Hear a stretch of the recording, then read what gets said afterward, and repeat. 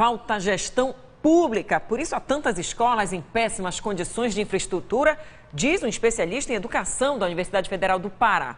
Do interior à capital, encontramos escolas sem aulas, sem professores e sem condições mínimas de funcionar.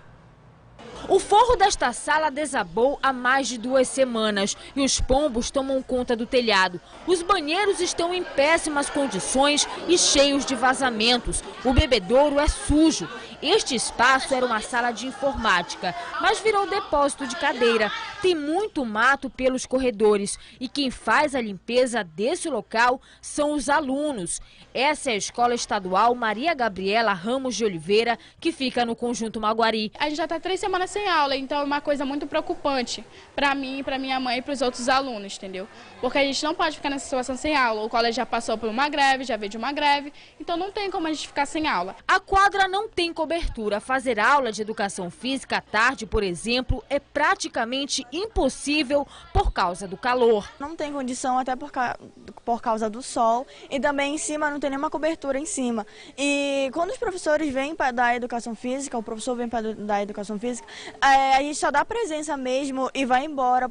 Neste bloco ficam as salas do ensino médio, mas elas estão interditadas porque o forro ameaça desabar e os alunos candidatos ao Exame Nacional do Ensino Médio estão sem aula. A gente não tem uma estrutura para estudar, né?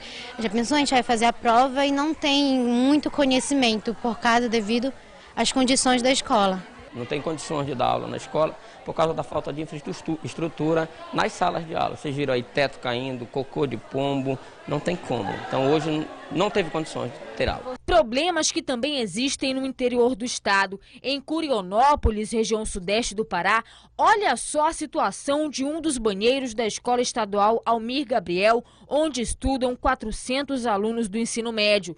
O espaço de educação física virou depósito de carteiras e na sala de informática, os computadores e as carteiras estão amontoados. Problemas parecidos também na Escola Estadual Tancredo Neves.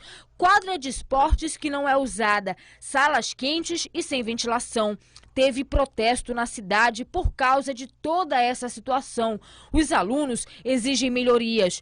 Para este especialista, a má gestão pública seria a causa para problemas de infraestrutura nas escolas.